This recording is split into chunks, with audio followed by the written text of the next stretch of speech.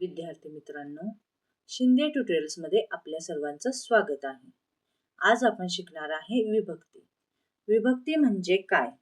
नामाच्या किंवा सर्वनामांच्या रूपात जो बदल किंवा विकार होतो त्याला विभक्ती असे म्हणतात. तर विभक्तीचा काय आहे? तक्ता आहे. तो तक्ता आपल्याला काय करावा लागणार आहे? पाठ करावा लागणार आहे. तो कोणता तक्ता आहे तो आपण आता पाहणार आहे.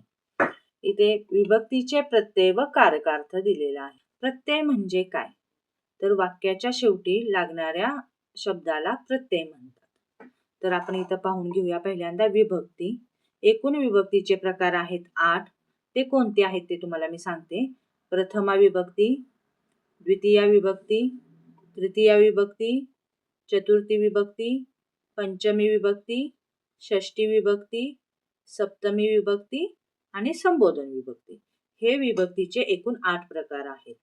व या प्रत्येक विभक्तीला कोणते प्रत्यय लागतात, एकवचनी प्रत्यय कोणते असतात आणि अनेकवचनी प्रत्यय कोणते येतात व त्यांचा कारकार्थ काय आहे ते आपण पाहणार आहे. तर प्रथमा विभक्तीमध्ये एकवचनी प्रत्यय येत नाही आणि अनेकवचनी प्रत्ययही येत नाही. त्याचा कारकार्थ आहे कर्ता. द्वितीया विभक्तीचे एकवचनी प्रत्यय आहेत स, ला, ते आणि अनेकवचनी प्रत्यय आहेत स, ला, ना, ते. कारकार्थ आहे कर्म. तृतीया विभक्ती. तृतीया विभक्तीचे अनेकवचनी प्रत्यय आहेत ने, ए, शी आणि अनेकवचनी प्रत्यय आहेत नि, ही, ई, शी. त्याचा कारकार्थ आहे करण. चतुर्थी विभक्ती आहे. त्याचे एकवचनी प्रत्यय आहेत स, ला, ते आणि अनेकवचनी प्रत्यय आहेत स, ला, ना, ते. त्याचा कारकार्थ आहे संप्रदान. पुढील विभक्ती आहे पंचमी. पंचमी विभक्तीचे एकवचनी प्रत्यय आहेत ऊन, हून आणि अनेकवचनी प्रत्यय आहेत ऊन, हून. त्याचा कारकार्थ आहे अपादान. तर षष्ठी विभक्ती आहे. षष्ठी विभक्तीचे एकवचनी प्रत्यय आहेत चा, ची, चे आणि अनेकवचनी प्रत्यय आहेत चे, च्या, ची. त्याचा कारकार्थ आहे संबंध. सातवी विभक्ती आहे सप्तमी. सप्तमीचे एकवचनी प्रत्यय आहेत त, ई, आ.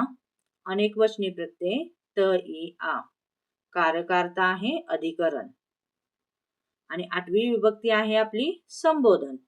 त्याचे एकवचनी प्रत्यय नाहीत आणि अनेकवचनी प्रत्यय आहे नो. कारकार्थ आहे हाक. तर हा झाला आपला विभक्तीचा तक्ता.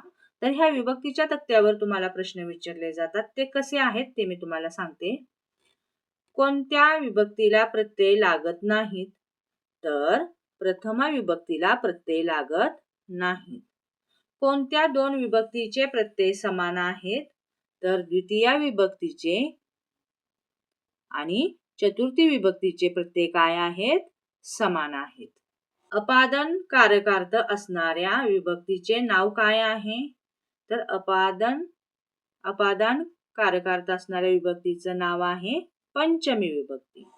चाचीचे प्रत्यय असणाऱ्या विभक्तीचे नाव काय आहे? तर षष्ठी विभक्ती.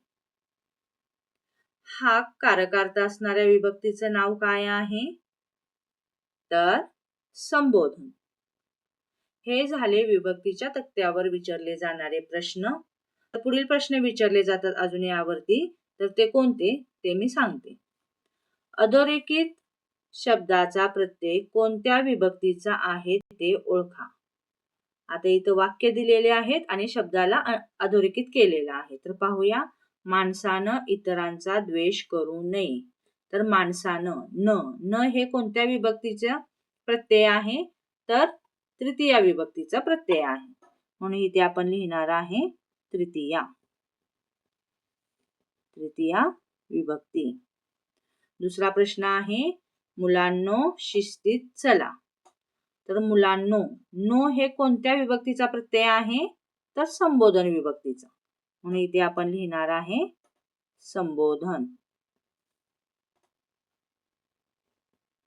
संबोधन विभक्ती. तो शाळेतून घरी आला.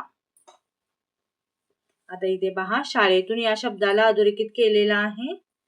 तर शाळेतून, ऊनहून कोणत्या विभक्तीचा प्रत्यय आहे? तर पंचमी. तर इथं काय लिहिणार आहे? पंचमी विभक्ती.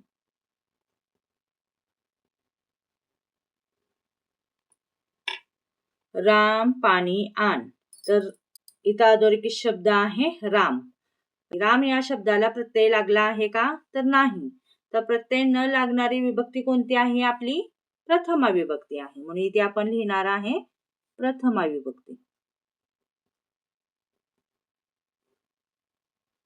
5वा प्रश्न आहे, शेतकरी शेतात राबतो. शेतकरी ई प्रत्यय असणारी विभक्ती कोणती आहे? आपली सप्तमी. म्हणून इथे आपण लिहिणार आहे सप्तमी विभक्ती.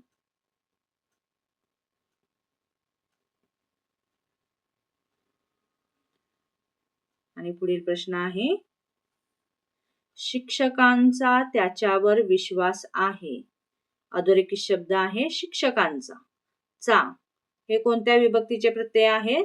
तर षष्टी विभक्तीचे प्रत्यय आहेत. म्हणून आपण इथे लिहिणार आहे षष्टी.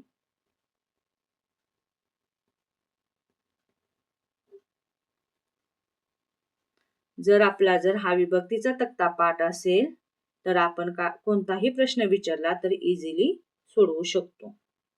तर या विभक्तीच्या तक्त्याचा स्क्रीनशॉट काढून घ्या आणि आपल्या वहीमध्ये लिहून ठेवा. आणि हा पूर्ण तुम्हाला पाठच करून घ्यावा लागणार आहे. फक्त लिहून चालणार नाही. तर हा रोज तुम्हाला पाठ करावा लागणार आहे. एकदा पाठ झाला तर कोणताही प्रश्न विचारला तरी तुम्ही सोडवू शकता. कसा वाटला व्हिडिओ? लाईक करा, शेअर करा, सबस्क्राईब करा. थँक्यू.